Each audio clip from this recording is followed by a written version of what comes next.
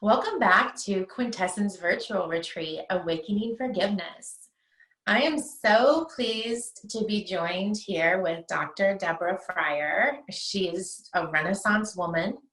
And, I want to thank you for joining our discussion today about how forgiveness can really change and uplift our lives. And let's start with just taking a couple full body breaths together and just fully arriving.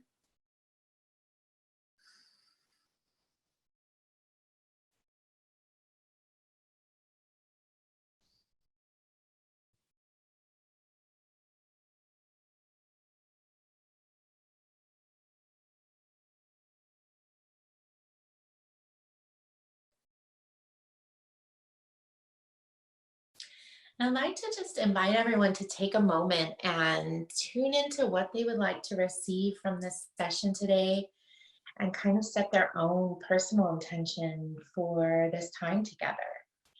And I also want to say thank you to everyone for taking this time in their life to focus on forgiveness and their healing work. And we know that when we do our own personal work, it has a ripple effect out into our family, our communities, and the entire planet. And so with that, Dr. Deborah Fryer, would you share with us a little bit about your work?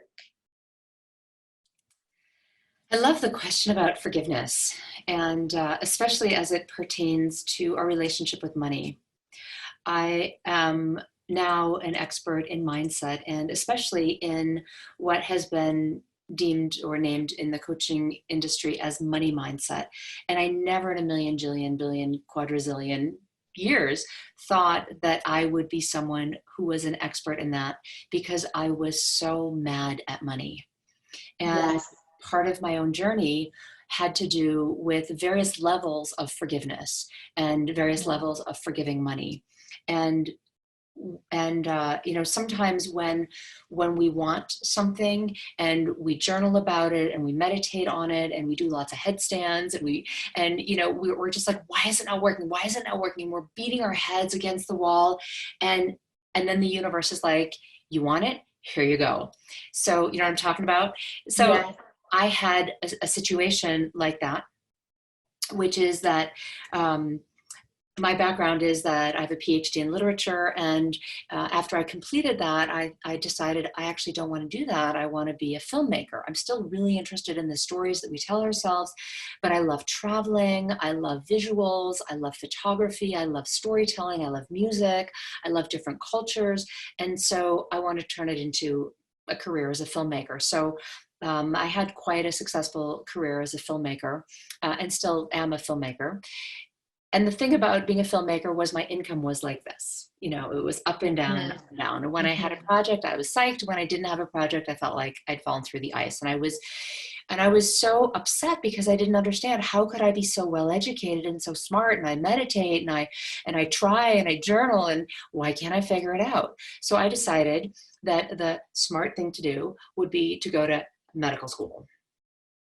So Yes. the really crazy thing about this decision is that I'm extremely right-brained. I'm very arty and spiritual and sensitive. And I decided that the fix, because I thought I was broken, was to go down this super left-brained, rational, analytical, logical, factual path. And I got pretty far down that path, and then bam, we had a flood in our town, and overnight, a third of our house was underwater. And that Wow. was a very painful, expensive, urgent problem. The room I'm in right now was gutted to the Oh, drywall, brand new windows. It's my office. My meditation altar is here. It's over this shoulder. You can see a little bit behind me. That was gone. Where I was editing my movies, that was gone. And it was expensive, and it's the foundation of the house. Like, it was really a root chakra issue and a second yeah. issue. My creativity, Yeah. my home was destroyed, the part of it down here, and it was expensive. Right. And then Yes. a couple weeks later, my dad dropped dead of a heart attack. Oh, And it was my job to go. I was working in an anatomy lab, and it was my job to take the heart out of the body. And I thought, I can't. And then I thought, I can't not. I have to understand this. And, Yeah. I'd had a lot of friction with my dad over the years. Um, and it had to do with money, and it had to do with power. And I was on the side of the fence of, I'm a starving artist and I don't make any money. And my dad was on the side of the fence of, you are plenty smart. If you want to make money, why don't you go to law school, or why don't you go to medical school, or why don't you do something that's going to make you a lot of money? As Mhm. though like money was the goal. Yeah. I didn't understand yet that it wasn't. So I went to the anatomy lab and I took the heart out of the body, and I discovered, holding a heart in my hands, that the heart expands and contracts. It expands, it contracts, it gives and it receives. It opens and it closes. It fills and it empties. And I realized I wasn't living my life like that. And Mm. what does this have to do with forgiveness? Forgiveness is when we're not in this, okay, I can let it go. Okay, I can let it go. Okay, I can Ah. let it go, right? We're just like stuck in this like, which is exactly what a heart attack is. It's exactly what stress is. It's when we're like, I'm not gonna let anything through. And I was in this constricted, contracted phase where, like all my blind spots just, the universe just downloaded. I was ready for it. I received this giant influx of information. The way I'd been running my business was, oh, I'll just overgive, and then I'll eventually make money. Oh, I'll just do work for free, and then eventually I'll prove myself worthy enough that they'll pay me. Oh, I just won't sleep. I'll just work for pro bono people because I'm so on board with their mission. But meanwhile, I'm $100,000 in debt. Like it just made zero sense because I was really, really overgiving. So like the spiritual part of me was like, oh yeah, you're so generous, you're so open, right? And then the material part, like the one living in the human body, was like I don't know how I'm going to pay my rent this month, and I'm really tired, and like it's not working for me, and I have to hustle for projects, and what if they don't like it? Like I was in such a state of anxiety and fear. Yeah. And that's not how nature works. That's not how the body works. Yeah. And I Yeah. got it in that moment of, wow, I'm going to have to let a lot of stuff go right now. And I remember Mhm. walking out of the anatomy lab. It was October 17th, beautiful cobalt blue sky in Colorado. And the aspens were just this magnificent gold, shimmering and dancing in the light. And I remember just saying to the tree, how do you do that? How do you make transformation be so beautiful and so effortless and so Mm. graceful? Mm. Can you teach me? And that's Mhm. really how it Mhm. started, was literally me being on my knees at the wonderment of nature, at the wonderment of the human Mhm. body, and wanting to participate in a way in life I had never participated before. Mhm.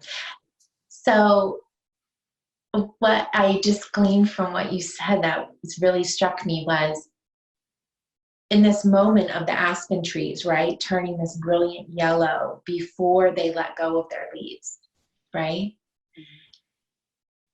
And when we forgive and we let go, there's that moment where we join with God, right? Where we join with spirit, or we join in our heart, whatever that is for us, right? Creator. And we decide from this place that is beyond our ego, beyond the part of us that has felt offended. And in that, there is this glorious moment where you feel so connected to everything in creation. And so it's reminding me of like this aspen tree that's going to lose its leaves, right? It's letting go. But before, there's that spark that comes in. And it's that same thing with forgiveness. Like, even though it's funny, in having this topic, I got a lot of interesting reactions and a lot of interesting things happened.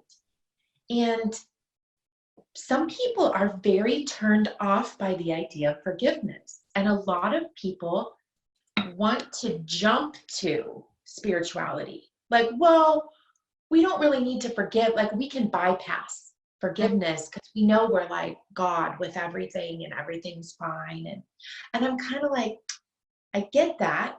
I get it.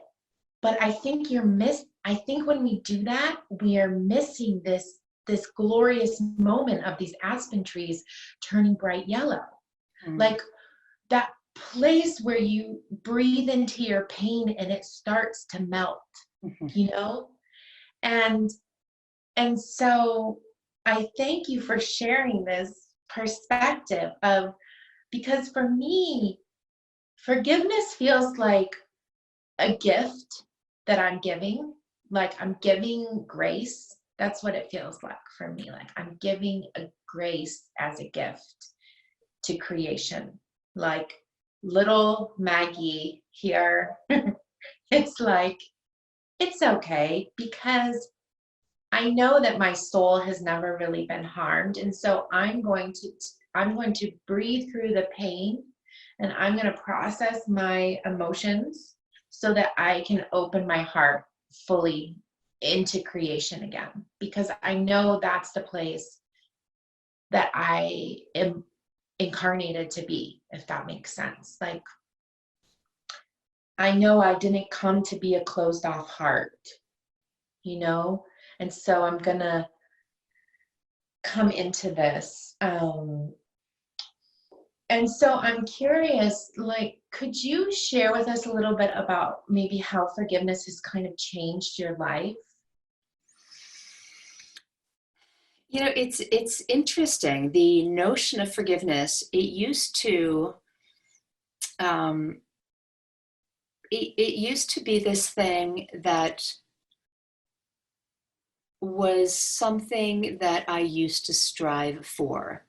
And I'm Jewish, and we have our yearly Rosh Hashanah and Yom Kippur, which is a window of a time of awe, and it's a time of atonement, which is, in my perspective, a time of at-one-ment.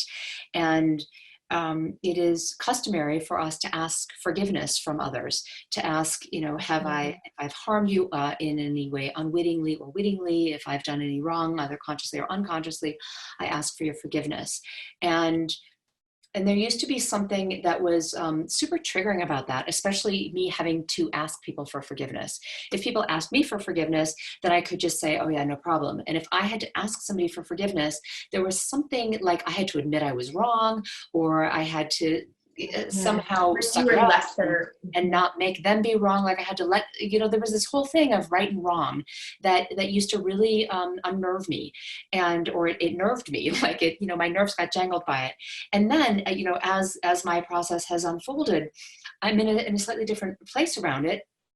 And the idea of asking for forgiveness feels very disempowering to me, because if I need to ask you for forgiveness before I can move on, I need you to show up in a certain way. I need you to agree to forgive me before I can move on.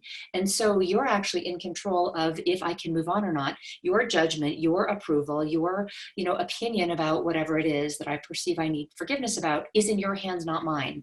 And it feels really disempowering for me to have to ask you for forgiveness. And so then I worked through that about like who's in control and da-da-da.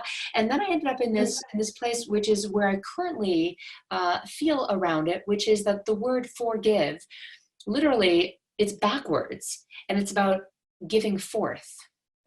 And so when I encounter experiences that I may want to forgive myself, I'm wanting to honor more parts of me, because more parts of me are trying to arise and give themselves forth. And so sometimes the forgiveness is less about, and not even sometimes, I feel like in general now when I notice myself wanting to forgive, it's less about something that is perceived as wrong, because that's such a dualistic right or wrong. And it's more in the spirit of, oh, there's this and there's also this, and both are existing. So, you know, it's much closer, it's in the neighborhood of compassion rather than in the neighborhood of right or wrong, or somebody did something to somebody and needs to apologize for it, which feels like there's a power struggle. And when compassion is the landscape that we're all in, it just feels so much yummier. It's, Right? that Rumi poem, I'm sure I'm not going to say this exactly correctly, but it's something like, there is a field beyond right doing and wrong doing. I will meet you there. And so that's what it Yeah. feels like for me now, is I honor Yeah. your opinion. I honor your experience. I honor my opinion. I honor my experience. And I can love you and I can love me, and we don't need to agree, and it's totally fine. It's a Mhm. very different way of being in relationship with the perception of someone has been wronged. Because Mhm. Mhm. we live in an ever expanding universe. We know this biologically. We know this from the periodic table of the elements. We know this from string theory. All of us, every cell of us, every tree, every four-legged, every feathered, all life is constantly expanding from what it was previously. And when that's true, how can anything be going against anything? Yes. And it's it's somehow reminding me of this Buddhist notion of the bodhisattva.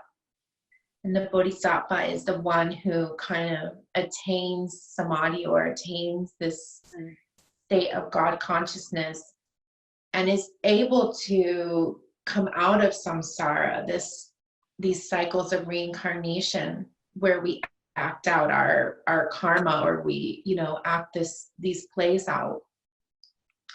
And then this being decides, instead of kind of transcending and leaving the earth plane, I'm actually going to come back into the earth plane and reincarnate so that I can show others and help others attain this same state of being.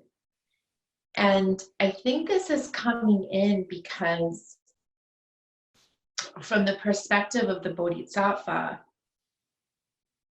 you realize that these transgressions, in the letting go, just like the aspen tree, and the letting go, that's where the real beauty is. Like, that's where the real tenderness is. Yeah. And the realization that they're not even transgressions, that I actually created them for me so that I could see a reflection of me that I wasn't seeing before. Like And it's then I a could mind see my flip. own strength, Yes. right? Yes. Or maybe I had a part of me that was like blind, Hmm. and now because of this, it illuminated this aspect of myself, and now I can be more whole because I see that um, this person actually helped me shatter a belief I had. Yeah. and and so in that, it's the gift. Like, really, the harm that they're giving us ends up being the gift. And I kind of see it as like a sculptor, and the taking away, Hmm. which could be seen as these transgressions, is actually what makes the sculpture. Hmm. Yeah. There's a quote from Michelangelo where he says something about he freed the soul of David within, right? He just pulled away the stuff. And there's also the story of the Golden Buddha, right? Where there was a Buddha that was encased in mud and hidden because there was a warring army that was going to, maraud the temple. And so they covered the Buddha in mud. And a couple hundred years later, there was some guard at the same temple, and he didn't know. He just thought there was a big hill, and he's shining his flashlight around, and he saw this light shining back. And he's like, what is that? So he goes closer to it, and he shines the light, and there's light shining back. So he goes closer to it, and he's like, who's there? Who's there? And then he sees it's the gold that is shining back at him because of his flashlight eliminating the gold, and there's a crack in the mud. So he starts to peel away the mud, and he discovers this enormous golden Buddha. And each of us is that. And we just cover ourselves, we cloak ourselves with these beliefs and these habits that are not really the truth of who we are, but they feel protective, they feel defensive. We take on certain actions and behaviors because we think we'll be more liked or more approved of if we do X, Y, Z. And inside, like, we're all of us this shining golden Buddha. And the Yes. thing you said earlier about, you called it transgressions. I wouldn't call it that. I would just call it part of a cycle. And one of the things that was so apparent to me when the aspens were gold was, well, that's natural. Like, you're supposed to decay and fall away. And what happens when the leaves decay and they fall away? Number one, it is splendiferously gorgeous. Everybody and their brother and sister wants to go out and observe it because it's so beautiful. And in our culture, we're like, oh, nobody can see me cry. Nobody can see me mad. We're like, like, we're not allowed to see ourselves in the experience of transformation. And in nature, well, then what? It becomes compost for the next generation. Like, it's actually food, it's nourishment for the tree. And realizing that my grief was nourishment, my anger was nourishment, my hatred of money was nourishment. Like, it was there because I needed it for my growth. That blew my mind. That's to me Yes. what forgiveness is realizing, oh my God, there's nothing wrong here. And there's everything right here. I just missed it before. Yes. Such a good, juicy topic. So juicy. Another juicy one. Let's talk about the relationship between forgiveness and abundance. Okay. Well, so I shared that for me, I had a lot of resistance to money. I had a lot of beliefs around money and people who had money. I thought it was exploitative. I thought it was Republican. I thought it was trashing the environment. I thought money was very smart. I mean, I actually had a very arrogant, better than you money attitude. And yet I thought money was better than me, so there was this, this cross, like I was firing in this way, but I was going this way. So of course I was going in two opposite directions. If you're going in two opposite directions, you get nowhere. So, through the work that I've done and through my understanding of the brain and neuroplasticity and the subconscious mind, I realized I had a lot of resistance to money. And money is simply spirit in a material form. Money is energy that each one of us shapes according to our own consciousness. It might come out as a sculpture, or it might come out as a book, or it might come out as a painting, or it might come out as an online course, or a house, or anything you can imagine, like the shirt, the earrings, a haircut, like all of that is material, right? You can touch it. And it was formed originally because somebody had the idea of, I'm going to make some earrings, or I'm going to make a shirt, or I'm going to build a house, right? Like, everything gets created twice, once in the mind and then down here on the earth plane. And money itself isn't anything that has power over us, but I had been giving it a lot of power over me. I'd been letting me having or not having money define me as being worthy or not worthy, being good or not good, being responsible or not responsible, being a success or being a failure, right? Like, I was letting everything outside of me define me. It was so disempowering. And when I cleared all of my resistance to it, because I didn't want to be like that. I didn't want to be an exploiter. I didn't want to be manipulative. I didn't want to be greedy. All this stuff that, sure, money can be. There are people who are greedy. And if you're a greedy person, you're going to be a greedy person with money. If you're a generous person, you're going to be a generous person with money. Once I cleared that, money started flowing in. And I realized abundance is just constantly flowing because consciousness is constantly flowing. Like, every breath, I just took in another high frequency download of more consciousness. What am I going to do with it? What am I going to create with it? And that's what money is. Money is the result of what am I creating and putting into the marketplace. Am I baking bread? Am I growing vegetables and selling them at a farm stand? Am I writing books? Am I teaching? Am I coaching? Am I offering online courses? Am I making movies? All of it is creativity that somebody fashioned, formed, created, and put into the marketplace. That's the thing that creates money, is us humans. Is our creativity. Because that's what I often think, is that money is like inanimate, right? It's like inert, kind of.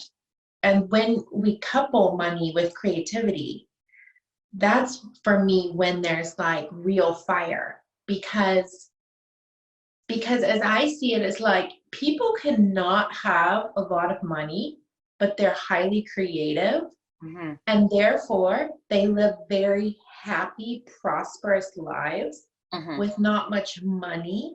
Mm-hmm. But because of their creativity, it's not a big hindrance for them, Yeah, they have a right? super rich life because they're They creative. have yeah, And we know the corollary too. We know people who have, piles and piles of money and they're miserable. they're very miserable. Money does And not make you creative. You do. And your connection to source is the source of all creativity. exactly. And so then the money just kind of becomes this conduit of, like, if I have a creative idea, how do I use money?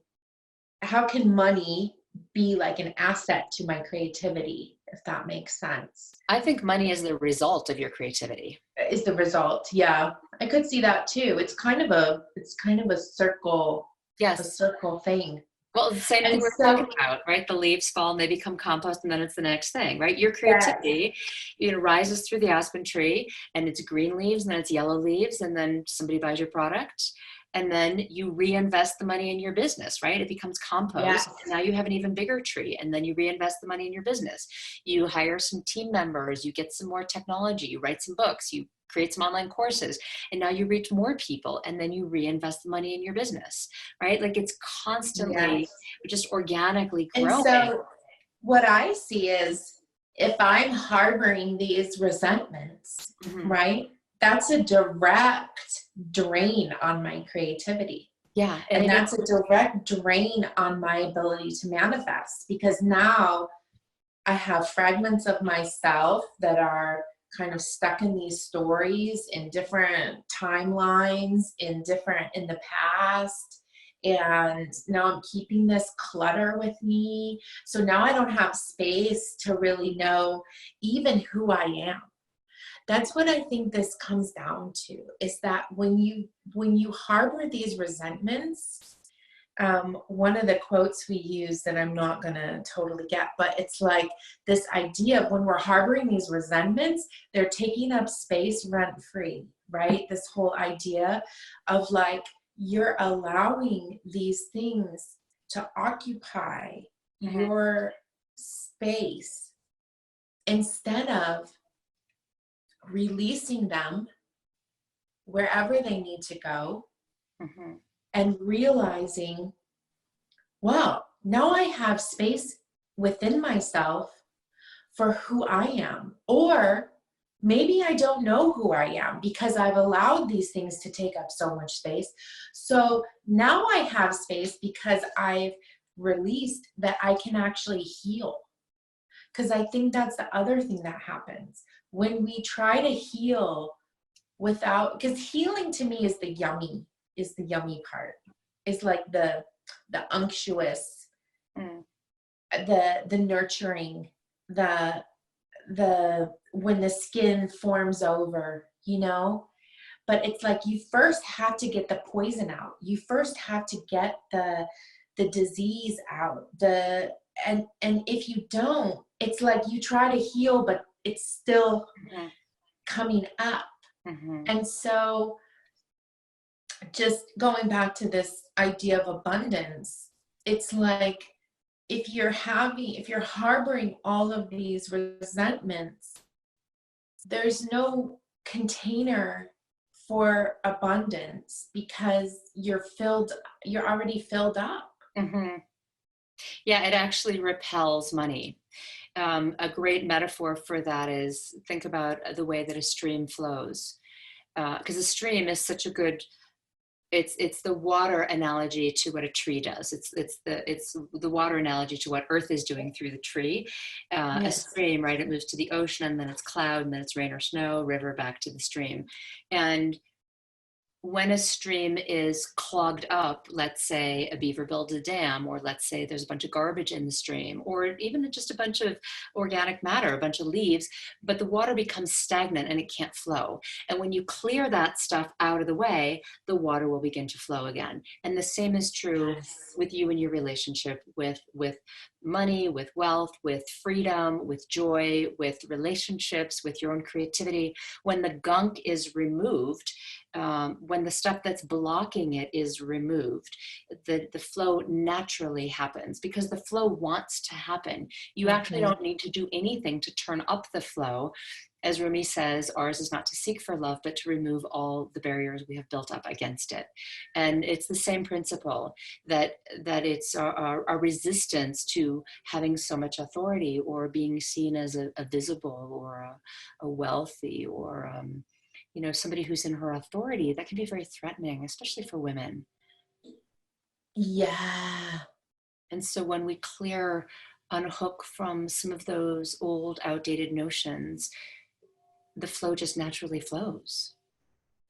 Yeah, and let's touch on that a little bit, because um I think there's a connection between authority and forgiveness, because I think until we forgive, we're in victim, Mm-hmm. and in victim we've let go of our authority to know ourselves, our authority to have boundaries, Yeah. our authority to show up in our lives the way we want to show up in our lives.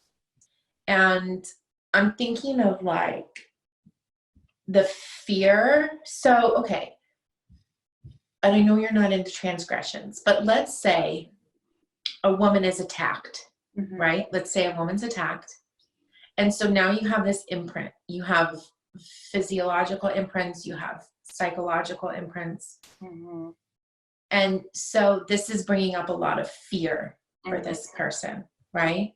Yeah. And so what I'm thinking in this process is like, well, I'm thinking of an instance actually in my 20s where I was assaulted by a boyfriend. Like, he just flipped. It was a 4-year long-term relationship, and he snapped.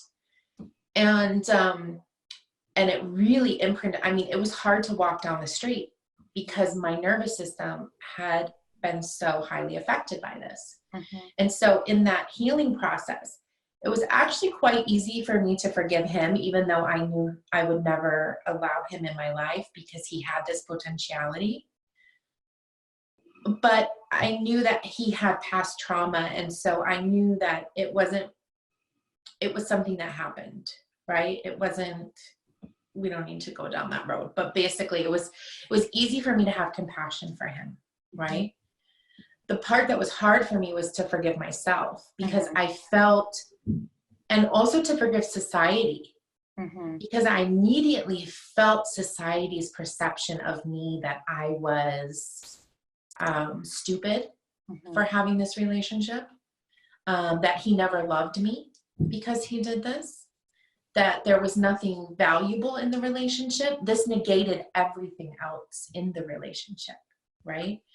And so I think where I'm getting to with this is like, when these things happen, there's a process of figuring out where the work is, if that makes sense, and where we need to repattern, and where we need to forgive others, forgive ourselves, and forgive God. A lot of times forgive Creator, so that we can come back into a state of wholeness, so that we can create the relationships and the life and the things that we desire. And I'm thinking about this in terms of abundance, because I think sometimes, or authority and abundance, because they kind of go together. I think after we forgive, we really have to dig into and resolve and heal the fear that instance has created, if that makes sense. And so the forgiveness is just kind of this first step in this healing process of resolving the trauma that has occurred. And from that place, we also learn about our authority, and we learn about our own personal strength, right? And from that, it's like you're saying with Michelangelo, that's where we really meet our soul. And then we discover, well, I needed that thing to happen so that I could meet my soul. Exactly. Right. And that's why I said, well, is it really a transgression, or is it in some, very surprising way exactly what you requested so that you could meet your soul? It didn't show up in the way that you thought you wanted.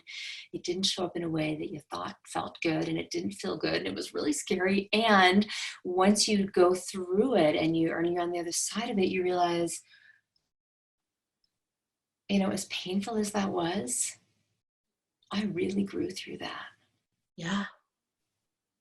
And so, and I really, and I met myself at a deeper level. Yeah. And I became who I always knew I was. Yeah. Through that experience. And it required you you had to have that experience so that you could meet yourself and meet the one who thought people were going to judge her and you were judging you. And, you needed those characters to show up on the stage for you so that you could do the work to meet the real you who was waiting for you. And so that I could step into the authority I needed to create the life that I desired, that I was destined for, that I came, the gifts that I, now, like as a just random sampling, I'm finishing editing a book about the origins of capitalism, right? Coming from Newtonian physics, and how do we up-level our economic system based on quantum principles to really shape how we are looking at the Earth's resources, right? So I have a background a little bit in physics and consciousness. I have no background in economics, but I gave myself the authority because I know who I am.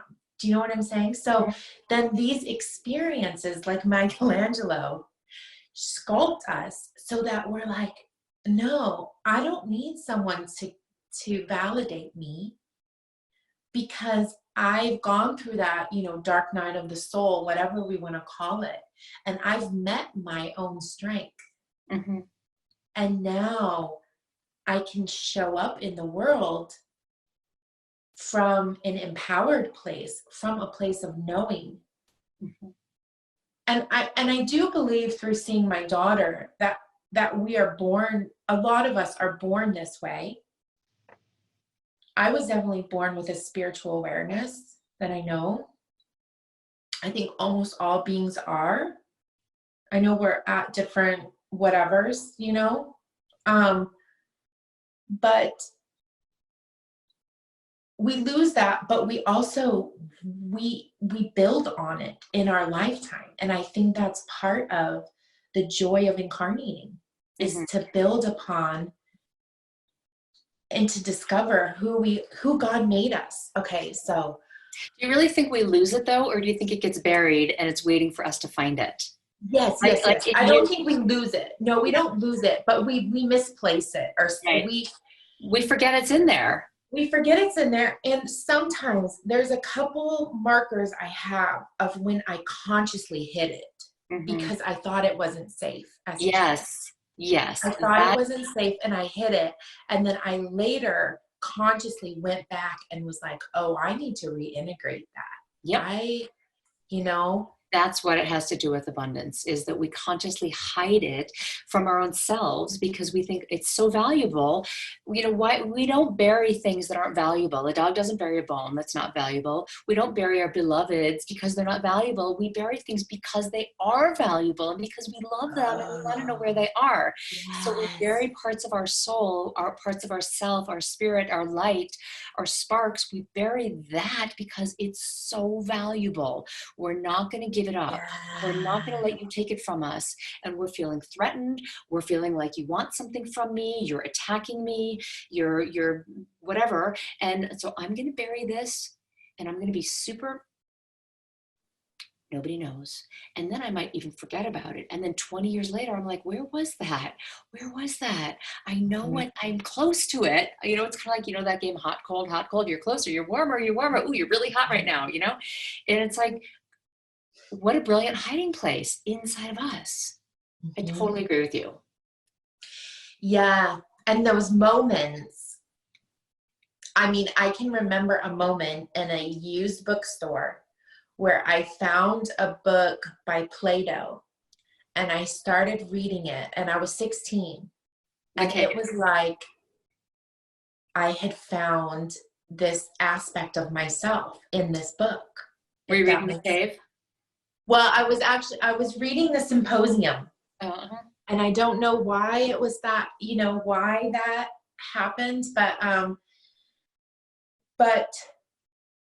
why it was that book or whatever, it doesn't matter. But I remember picking up that book and reading it, and it was like it brought this aspect of myself back to myself. Mm-hmm.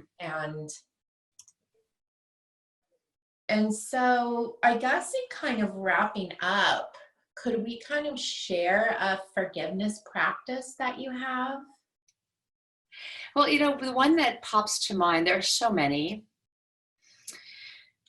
The first one that popped to mind is Ho'oponopono, Yeah. which your viewers probably are familiar with, which is, thank you, I forgive you, I'm sorry, I love you. It's so powerful.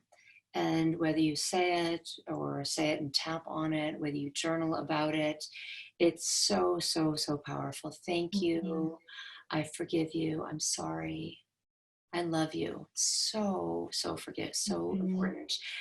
So that's a go-to I employ a lot. I utilize that one a lot.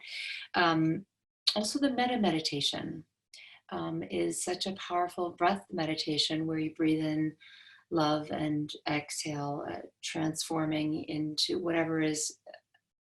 Well, so there are different ways it can happen. I could breathe in anger and exhale love. I could breathe in stress and exhale ease, and just use my breath as the transformational furnace. And then the metta, the loving kindness meditation, where I send love to those I love, and then I send love to those I have some challenge with, and then I send love to those I'm actually in conflict with, and I send love to all Mm. beings. And all of those, ways of inclusiveness go a long Yes. ways towards forgiveness. So I guess that's really the answer, is So beautiful. inclusiveness leads to forgiveness. Yes. Yes. And we know that from this place of unity and connectedness with everything is really the place where we can manifest from, right? Like, because we need all of these relationships, every single one, every blade of grass, to help us become who we've incarnated to be. Mm-hmm. And so we don't want to minimize ourselves by cutting ourselves off from any aspect of creation at any time. Mm-hmm. And Exactly. that's why forgiveness is really giving ourselves. Yeah. It's giving ourselves unity. It's giving ourselves grace, you know? And that's why I love forgiveness, because it's like the aspen trees when they're shedding their leaves, right? They're giving that grace back to the earth, and they're nourishing the earth, and they're saying thank you to the earth. Mm-hmm. And they're saying, now, earth, you have fed me, and now I'm going to feed you. Yeah. Beautiful. Thank you so much for this conversation, Deborah. This has Yeah. just been really enlightening and delicious, I would say.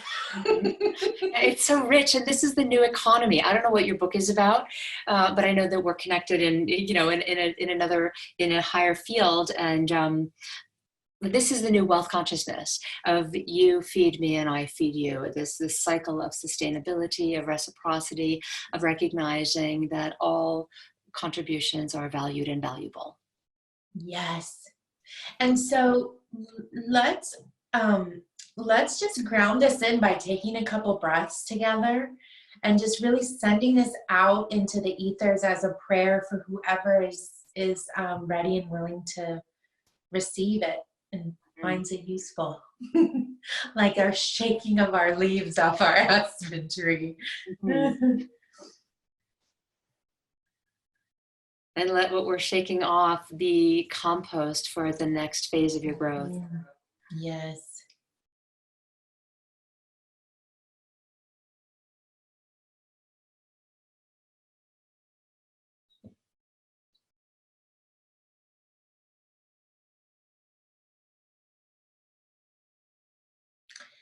And I'd like to close by just saying, may all beings everywhere be happy and free. And may our thoughts, words, and actions contribute to the happiness and freedom of all beings everywhere. And thank you. Thank you so much.